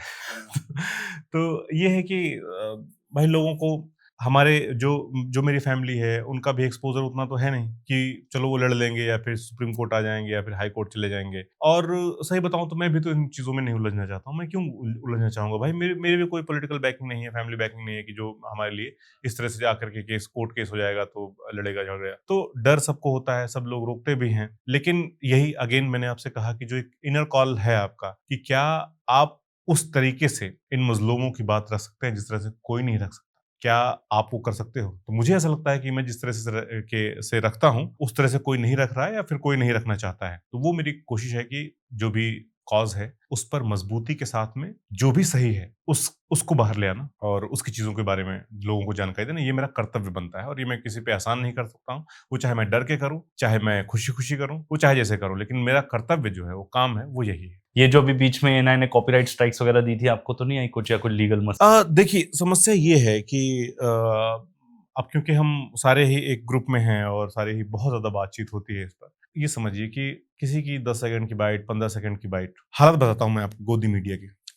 पार्लियामेंट है, पहले क्या होता था कि लोगों के पास एक्सेस होता था, सारे जो जर्नलिस्ट होते थे, उनको एक्सेस होता था कि भाई चलिए आप फलाने मिनिस्टर हैं, आपके साथ में ये इस चैनल से हैं, अब इस चैनल से हैं, इस चैनल से हैं, आपने गया उनके पास में इंटरव्यू लिया। अब क्या है कि सारे पत्रकार ब्लॉक के बाहर होते हैं। एक आदमी आता है, जर्नलिस्ट नहीं, कैमरामैन एएनआई का, वो आ जाता है अंदर, उसको जो बोलना हो नेताजी बोलते हैं, फिर वो माइक लेकर के वापस आ जाता है और वो कैमरामैन सब जर्नलिस्ट को बताता है कि भाई ये उन्होंने कहा है। तो आप सोचिए कि किस हाल में है हमारा देश और किस तरह से एक फर्जी घटिया बहुत ही मतलब क्या ही कहें इस एजेंसी को, एएनआई को, इन लोगों ने मोनोपोली कर ली है उन मिनिस्टर्स पर जो हमारे पैसों पर जाकर वहां मौज काट रहे हैं। कैसे आप एक्सक्लूसिव कर सकते हो भाई किसी मिनिस्टर की बाइट को? और अगर एक्सक्लूसिव है तो गवर्नमेंट ऑफ इंडिया क्यों नहीं सोचती है कि हम हमारे सारे मिनिस्टर्स दूरदर्शन को देंगे बाइट, जिसकी जो सब फ्री होगी? तुम यार पब्लिक लाइफ में हो, तुम साला पूरा मतलब क्या कहें इसको कि आप लेजिस्लेचर्स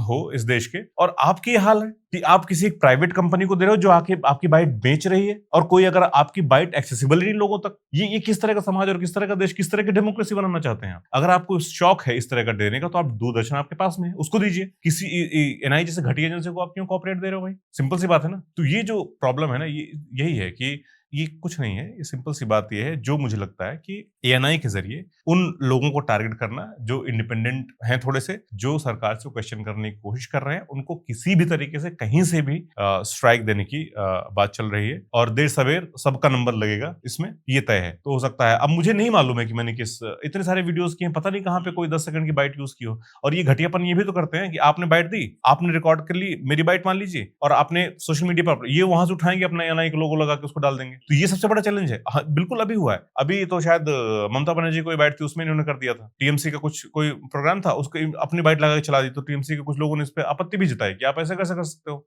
आप अपना एक्सक्लूसिव कैसे बना सकते हो हमारा? तो ये जो मोनोपोली बना रही है प्राइवेट कंपनी मीडिया को लेकर के, ये कितना खतरनाक हो सकता है डेमोक्रेसी के लिए? क्योंकि भाई किसी नेता ने कोई बयान कहाँ पर दिया, ये जनता तक पहुंचाना तो यार ये तो सरकार का काम होना चाहिए कि आप तक सब लोगों को तक एक्सेसिबल होनी चाहिए बाइट। आपने एक एजेंसी को कैसे बेच दी या कैसे कह दिया, कैसे एक्सेस दे दिया? और इसमें ना सबसे बड़ी दिक्कत है कि ना कांग्रेस बोल रहा है ना बीजेपी बोल रहा है। इसमें कोई पार्टीज भी ढंग से साथ नहीं दे रही हैं, क्योंकि सबको पता है कि एक पार्टी हमको कवर करना बंद कर देगी वो। तो ये जो चीज है ना, इसके लिए हम पत्रकारों को, हम कंटेंट क्रिएटर्स को, इन्फ्लुएंसर्स को, सबको ही लड़ना पड़ेगा इस चीज के लिए कि ये घटियापन बंद होने चाहिए। 10-15 सेकंड की बाइट कोई एक्सक्लूसिव नहीं, तुम्हारा जो अपना एक्सक्लूसिव प्रोग्राम कर रहे हो उसमें कोई नहीं जा रहा है। किसी नेता का बाइट तुम्हारा एक्सक्लूसिव नहीं होना चाहिए। कोई भी पब्लिक नेता एक्सक्लूसिव नहीं होना चाहिए यार। कोई भी हाँ। जो पब्लिक की सर्विस कर रहा है टैक्स पेयर मतलब हम लोग ही उसके पैसे दे रहे हैं, मतलब वो जनता के लिए सेवा कर रहा है, उसका कोई भी इंटरव्यू किसी भी तौर से कॉपीराइट में तो आना ही नहीं चाहिए। सिंपल सी बात है, हमने उसको वहीं बोला कि जाके वहां बोल भाई, तू ठीक है हमारी बात रख। अब अगला आदमी बोल रहा है तो हम तो वो पहुंचने की चीजें, ये तो उसकी जिम्मेदारी होनी चाहिए ना। लेकिन अब समस्या ये वही है कि इंडिपेंडेंट जर्नलिज्म को कर्व करने की कोशिश थोड़ी सी। और दूरदर्शन ने 1-2 कॉपीराइट स्ट्राइक मार दिए थे कुछ लोगों पे, और एक वो शायद थगेश नाम से है यूट्यूबर, उसने तो 3 सेकंड की यूज की थी। हाँ, अरे यही हो रहा है कि कोई 1 सेकंड का भी यूज कर रहा है तो उसको कॉपीराइट मार दे। और ये यूट्यूब को भी देखना चाहिए कि यहाँ पर ऐसा क्या। अभी तो कुछ दिन पहले क्या था कि पीआईबी का था, प्रेस इंफॉर्मेशन ब्यूरो का था, जाने किसका था, उन्होंने भी रविश कुमार के चैनल पे मार दिया था। अच्छा। राइट। तो बाद में ये क्लियर किया उन्होंने कि चलो अब नहीं करेंगे, हम ऐसा नहीं करें। सोचो ये क्या है, मतलब इस देश का इतना बड़ा पत्रकार, आप उसके चैनल पर कॉपीराइट इसलिए क्योंकि उसने आपके मोदी जी के भाषण कुछ ले लिए थे, उठा लिए थे। मतलब प्रसार भारती के अकाउंट से, अरे प्रसार भारती या सरकारी चीज है, सरकारी पैसे चल रहा, सब कुछ चल रहा है, आप कैसे कह सकते हो कि कोई प्राइवेट कंपनी है ही वो पब्लिक डेटाबेस बाय डिफॉल्ट। अच्छा, लीगली भी वो गलत है, लीगली भी गलत है, कहीं से ये नहीं करने वाला। अब लेकिन समस्या क्या है कि इसमें एक मतलब सरकारी चीज है, और सरकारी स्ट्राइक कहाँ पे आ रही है, एक कंपनी, यूट्यूब कंपनी है, गूगल है, तो कंपनी के पास आ रही है, तो कंपनी को तो इससे मतलब है नहीं, तो कंपनी तो आपका चैनल हटा देगी, सिंपल सी बात है। उसकी जो पॉलिसीज है उसके हिसाब से उसको चैनल हटा देना चाहिए। अब हम फंस गए, हम भले वो जीत जाए लेकिन हमारा नुकसान तो होना तो होगा। केस तो हम जीत जाएंगे, मान लीजिए केस तो जीत जाएंगे, हाँ बिल्कुल, लीगली तो सही है, बट 1 महीने बाद उसमें टाइम वेस्ट, डिमोनेटाइज हो गया, कुछ हो गया। तो ये जो समस्या है ना, ये मतलब पता नहीं कैसे, जो बनाना रिपब्लिक हम लोग सुनते थे, अब देख रहे हैं बनाना रिपब्लिक बनते हुए देश में। नहीं, बहुत सारी चीजें देख रहे हैं। फ़ारेनहाइट 451 जैसा, एक तो मेरे को तो ये लगता है, रोम, ये ग्लैडिएटर मूवी में जो बोला था ना, पब्लिक को एंटरटेनमेंट चाहिए और खाना चाहिए, कि ग्लैडिएटर का क्या था, मतलब आप ये करा दो, फाइट वाइट करा दो और ब्रेड फेंक दो और पब्लिक शांत, पब्लिक मस्त। तो अभी भी एक डिफरेंट फॉर्म ऑफ, पूरी दुनिया में सबसे सस्ता डेटा कहाँ पर है? फोन डेटा, इंडिया में। और कोई चीज नहीं है इंडिया में सबसे सस्ती, सिर्फ एक चीज जो globally we are on the lowest price is the data. क्योंकि अब हर आदमी को अपने फोन में बिजी कर रखा है, उसको आप कंट्रोल कर लेते हो व्हाट्सएप और बॉट्स और ऐसे वैसे कैसे भी करके, उसको क्या कंटेंट मिलता है, वो क्या देखता है अपने फोन में, वो आप काफी तरह से अपने काबू में रखते हो, मीडिया को बाहर रख के और ये सब करके, मिस इन्फॉर्मेशन कैंपेन्स करके। तो बचता क्या, अब आप हर तरफ मिस इन्फॉर्मेशन, एंटरटेनमेंट, लोगों को इजराइल में बिजी कर दो, यहाँ बिजी कर दो। जो आप बोल रहे थे, यहाँ भूखमरी हो रही है, यहाँ पे बेरोजगारी हो रही है, जो रियल इश्यूज हमारे देश के हैं उस पे किसी की कोई आवाज ही नहीं। आज हम भी बैठ के बात कर रहे हैं तो दूसरे के यहाँ के तो कुछ वो नहीं हो रहा। मतलब जो अपना रियल इतनी सारी चीजें हैं अपने को अभी बहुत इंपॉर्टेंट चीजें, वो हमारे पास भी एनर्जी नहीं, कि हमारे पास उसके लिए तो कोई फैक्ट्स ही नहीं है ना। जो फैक्ट और फिगर भी हमें मिलते हैं वो भी सारे गलत मिलते हैं, तो उसके लिए कौन सी किताब पढ़ेगी इंडिया के इश्यूज पे?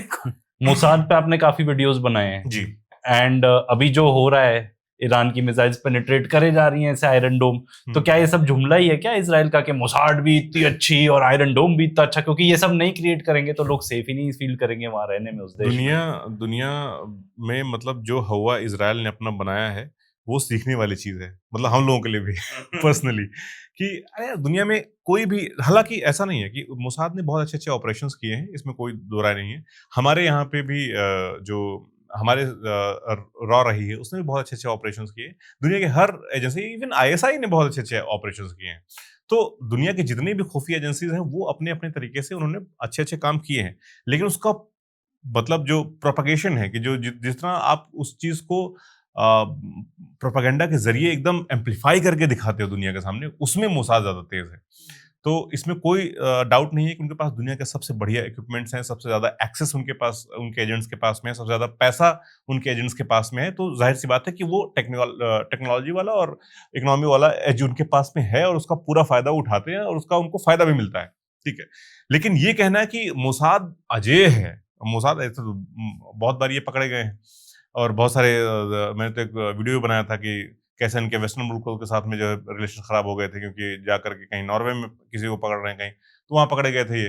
तो ऐसा नहीं है कि कभी, अभी भी देखो आप सारे के सारे मोसाद के बहुत सारे एसेट्स पकड़े गए हैं ईरान में। तो अजय होते तो ऐसा कैसे होता कि दौड़ा दौड़ा के पकड़े जा रहे हैं सबके सब वहां? अगर असली में इतने अजय होते तो हमने नाम ही नहीं सुना होता। हाँ, point of a secret service is to remain secret. हाँ, तो वही बात यह है कि मोसाद या दुनिया की कोई भी एजेंसी, सबके पास में गलतियां करने की उतनी ही गुंजाइश है जितना कि एक मतलब एजेंसी के पास में होती है, सबका वही हाल है। और सबके ये कहना कि इनके ऑफिसर्स बढ़िया हैं, इनके ये सब, सबका एक पैटर्न है, सबका उसी तरह की जासूसी है, अलग-अलग तरीके टेक्नोलॉजिकल एडवांसेस और जो एक्सेस है ना इनके पास देशों का, वो इनको थोड़ा-सा ज़्यादा ये बेहतर बनाता है।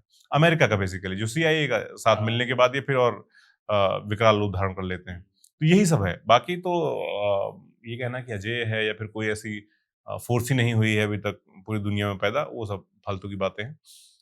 अमेरिका नहीं हो तो आप सारे दादागिरी 2 दिन में खत्म हो जाएगी। एक और आपकी मैंने रील देखी थी जी। उस पे इंस्टाग्राम में आपने रिसेंटली डाली थी स्टेशन से, हाँ। कब यहाँ पे भी सब्सक्रिप्शन लेना पड़ेगा नहीं तो ऐड ही सुनाई जा रहे ये मतलब आप कितना कॉर्पोरेटाइजेशन कितना करोगे आप वंदे भारत के लिए, एक वंदे भारत ट्रेन कितनी सारी ट्रेनों को डिस्टर्ब करती है, आपने देखा कि ये बहुत पहले की बात है, अभी नहीं।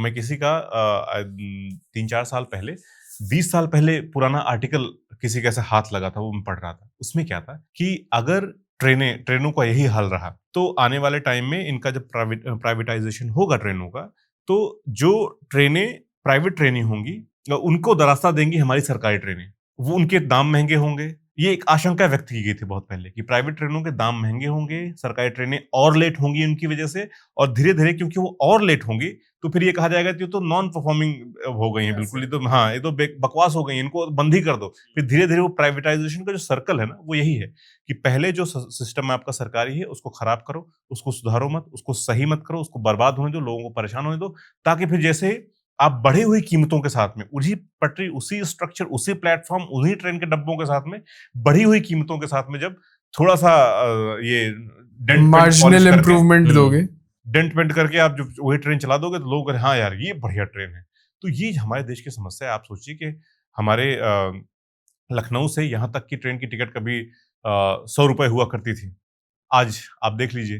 तो आज जो सरकारी ट्रेनें हैं उनका आज जो चालू का टिकट होगा मुझे लगता है 100, 150, 200 रुपए के आसपास ही होगा, और वहीं आप वंदे भारत का देख लीजिए 2000 के आसपास होगा। तो जो हमारे देश में जो एक चीज चल रही है ना कि अमीरों को, middle class, upper middle class या फिर जो अमीर है हमारे देश के, उनको गरीबों से जितना दूर से दूर आप कर सकते हो वो कर दो, वो पास भी ना आए, वो दिखे ही नहीं। तो ये जो एक कोशिश चल रही है ना कि ये जो गरीब लोग हैं इनको साइड करो, ये अपना आएंगे, जिससे आना होगा आएंगे, उनकी परवाह ही नहीं कर रहा है कोई यार। किसी गरीबों की बात करना हो सीधा उसको देशद्रोही बात कर दो, ये कर रहे हो वो कर रहे हो, उस तरह की बातें करनी शुरू हो गई। क्या पता है कितना जरूरी है हमारे सिस्टम, हमारे देश के लिए कि सरकारी ट्रेनें जिनमें हर आदमी सही से ढंग से कम पैसों में ट्रैवल कर सकता था, उसको भी आपने महंगा कर दिया है। जो बच्चे छात्र जो एग्जाम देने जाते हैं ट्रेनों में चढ़ चढ़ के जाते हैं, वो बेचारे कितने लोगों की ट्रेनें मिस होंगी सिर्फ जो वंदे भारत एक चल रही है बीच में आपकी जो प्राइवेट ट्रेन है। तो ये सब बहुत कंसर्निंग चीजें हैं। वो अभी तो हमें, क्योंकि अभी भी हमारे देश में बहुत कुछ प्राइवेट पब्लिक प्रॉपर्टी बची हुई है, इसलिए हम ये सब बात कर पा रहे हैं। थोड़े टाइम बाद तो कुछ नहीं होगा, कोई क्या ही बोलोगे, जब सब कुछ बिक ही जाएगा तो आप हम क्या बोलेंगे, किस चीज की बात करेंगे? गरीबों कौन बात करेगा? जिसके पास पैसा है वो जाएगा भाई साहब, जिसके पास नहीं वो कैसे जाएगा? सिंपल सी बात है, लोग यही चाहते हैं। अब यार मैं कान लगा के सुन रहा हूँ, इतना घटिया वहां का लाउड स्पीकर होता है ट्रेन के स्टेशन का, उस पर ऐड पे ऐड जाया जा रहा है। अब समझिए मैं कुछ नहीं कर पा रहा हूँ, मैं खाली ऐड सुन रहा हूँ उसका कि मेरी ट्रेन कहाँ निकल जाए, मेरी ट्रेन कहाँ निकल जाए। इतना दिमाग खराब, इतना अटेंटिव होकर के तो मैं कोई काम नहीं कर रहा था कि यार कितनी गलत बात है। उसमें तो ऐड सुनाए जा रहे हो, आप ऐड सुनाए जा रहे हो, कितना पैसा कमाओगे, कितना ये करोगे, क्यों प्रचार किए जा रहे हो फालतू का यार? साइनेज भी कुछ अच्छा नहीं है, हाँ। बल्कि ट्रेन ऐसी चीज है जो मुझे लगता है थोड़ी नीचे गई है, बीच में थोड़े इम्प्रूवमेंट आए थे, वापस डाउन चले गया। लाइक पहले वो सीट वीट कोच वोच दिखाने लगा था, फिर वो गायब हो गया, कुछ समझ ही नहीं आता कहाँ पे कहाँ कोच आएगी, कहाँ क्या जो आएगा। आपने कहा ना कि सर्कस लोगों को खूब मजा आ रहा है, जो चीजें सही करने की है वो बिल्कुल सही नहीं की जा रही हैं। फास्टैग वाला भी आप देख लिया, उसमें भी सब्सक्रिप्शन मॉडल ला ही दिया इन्होंने, तो वो एक तरह से मैं जो बात कर रहा था वो उसी पे बढ़ गए हैं कि सब्सक्रिप्शन मॉडल आ गया, प्रीमियम कर दो और प्रीमियम कर दो, 6,000 कर देंगे, 10,000 कर देंगे, 50,000 कर देंगे, आपको लेना पड़ेगा, क्या कर लोगे आप? जब एक बार जियो का तो वही था ना बाबा, पहले फ्री में ले लो, फिर 99, फिर 200, फिर 250, फिर 300, जैसे मन करता है वैसे बढ़ाते चले रहे। तो ये जो चीजें हैं ना कि जिस तरह से कॉर्पोरेटाइजेशन हो रहा है चीजों का, वो देखने में हमें अच्छा लग सकता है, लेकिन लंबे समय के लिए और खास करके हमारी गरीब पॉपुलेशन के लिए ना ये बहुत बहुत मुश्किल हो जाएगा उनके लिए एक जगह से दूसरी जगह पे ट्रैवल करना, आना जाना। और जब माइग्रेशन नहीं होगा यहाँ से वहां, तो वो जो गरीबी है वो भी दूर करना मतलब। और इंडिया जैसा कंट्री जहाँ पे 1 बिलियन गरीब होंगे, हाईएस्ट इन द वर्ल्ड, चाहे हम जो हंगर इंडेक्स में भी हम हर चीज पाकिस्तान के आसपास हैं। हम हर चीज में बुरे ही होते जाएंगे, क्योंकि ये जो 15-20 साल हमने बर्बाद किए ना, इसकी भरपाई अगले 50 सालों में 100 सालों में नहीं हो पाएगी। एंड देश में मैं तो कहता हूँ कि जैसे लकीली हम थोड़े प्रिविलेज फैमिली को बिलोंग करते हैं, तो हम आपस में जब बात करते हैं कि ये सब इश्यूज हैं, तो कहते हैं तुम्हारा तो सब ठीक चल रहा है ना। फिर आपको बताना पड़ता है उन्हें कि भाई ऐसा नहीं है कि फिर आप भी चैन से रह पाओगे, फिर कॉन्फ्लिक्ट्स बहुत होंगे। अगर इनइक्वालिटी और बढ़ती है तो हर किसी के लिए रहना मुश्किल है। बांग्लादेश के एक कवि हैं, उनका बहुत एक कोई कविता थी, उसको हिंदी में किसी ने ट्रांसलेट किया था। उसकी लाइनें थी, भात दे हरामी, भात दे हरामी। उसकी लास्ट लाइन में पढ़ रहा हूँ, वरना मैं चबा जाऊंगा संपूर्ण मानचित्र, भूखे आदमी के लिए सब कुछ होता है भात। ठीक है, तो दुनिया में जहां पर भी कॉन्फ्लिक्ट पैदा हुआ है, चाहे वो ISIS हो या चाहे उसके पहले के जो भी इस तरह के संगठन हो, वो उनकी बुनियाद भूख है। जैसे ही हमारा समाज भूखा होगा, वो अराजकता फैलाएगा ही फैलाएगा। बहुत सिंपल सा, प्लेन सा, पुराना पैटर्न है ये, कि जितनी ज्यादा आपकी जनता गरीब होगी, उतनी ही ज्यादा अराजकता होगी, उतना ही ज्यादा कियास होगा। आप उसको कंट्रोल कर ही नहीं सकते हो कभी। उतनी ज्यादा चोरियां होंगी, उतनी ज्यादा क्या करेगा आदमी, जो यार भूखा आदमी ये सब करेगा, और ये बढ़ेगा। क्या करेगा आदमी? भूखा तो नहीं मरेगा ना यार, कुछ ना कुछ तो करेगा। और जितना आप ये होना ये चाहिए कि एक वेलफेयर स्टेट होने के नाते हम सभी का ख्याल रखें, और सभी जो पीछे रह गए हैं, सब लोगों को हाथ पकड़ के हम ऊपर ले आए, उनसे बात करें, उनको तमाम तरह की जो वेलफेयर स्कीम्स हो सकते हैं उनके लिए चलाया जाए, और उन प्रोग्राम से बात हो। लेकिन अब चलाए सब जा रहे हैं, सब में लूट खसोट जारी है, कुछ लोगों को पहुंच नहीं रहा है। और एज अ यूथ अगर हम ये कहते हैं तो हमें गालियां पड़ती हैं और तरह तरह की चीज़ें सहनी पड़ती हैं। तो ये मतलब थोड़ा सा ये है कि बुरा लगता है ये कि यार कैसे लोगों को समझाया जाए। और अब तो वो ना कि एक ओवर सिंप्लीफिकेशन शुरू किया था हम लोगों ने, कि आसान भाषा में लोगों को समझाएं, आसान भाषा में समझाएं। अब चीज़ें इतनी जटिल हो गई हैं कि अब हमें ही लगता है कि यार हमें ही कोई आसान भाषा में समझा दे कि होगा कैसे। कॉम्प्लिकेट कर दिया जाता है। इजराइल पैलेस्टीन का भी लोग कहते हैं कॉम्प्लिकेटेड है ही नहीं। अगर आप जानो कॉम्प्लिकेटेड कई चीज है, बट जो जिस चीज पे हम बात कर रहे हैं वो तो काफी सिंपल और फैक्ट बेस्ड है। जेनोसाइड तो जेनोसाइड है।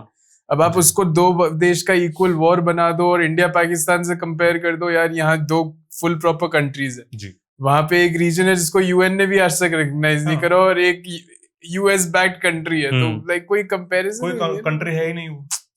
आपके पॉइंट की तरफ मैं ये लास्ट में एक लाइन जरूर करना चाहूंगा। तो जैसे आपने कवि की बात कही, तो एक जर्मन पोएट थे, उन्होंने कहा था, तो मैं इसको इंडिया के कॉन्टेक्स्ट में बना के कहता हूँ कि पहले वो गरीबों के लिए आए तो हम चुप रहे कि हम गरीब नहीं थे, फिर वो मुसलमानों के लिए आए तो हम चुप रहे कि हम मुसलमान नहीं थे, फिर वो मिडिल क्लास के लिए आए, हम चुप रहे मिडिल क्लास नहीं थे, फिर वो लास्ट में हमारे लिए आएंगे और हमारे लिए बोलने के लिए और कोई बचेगा ही नहीं, हम लास्ट में। Very well said. बिल्कुल। एक और बहुत ही पसंदीदा कवि हैं उनकी, अगर लोगों को लग रहा हो कि उनको मुश्किल हो रही है ये समझने में कि किस तरफ यार किसकी तरफ किसका सपोर्ट करें या किसका ना करें, तो उसको बहुत ही सिंपल लाइनों में उन्होंने बोला था कि तय करो किशोर हो तुम, तय करो किशोर हो, आदमी के पक्ष में हो या कि आदमखोर हो। बल्ली सिंह चीमा कवि हैं बहुत। तो यही है कि आपको अपना साइड जो है देखना पड़ेगा कि आप ह्यूमैनिटी के साथ में हैं या फिर किसके साथ में हैं, जालिमों के साथ में। Thank you. ये आपने बहुत ही बढ़िया तरीके से एंड किया है, बिकॉज इट्स अबाउट ह्यूमैनिटी। हम भी जब बात करते हैं आपस में, बाकी सब तो कीचड़ उछाला जा रहा है आपको डिस्टर्ब करने के लिए।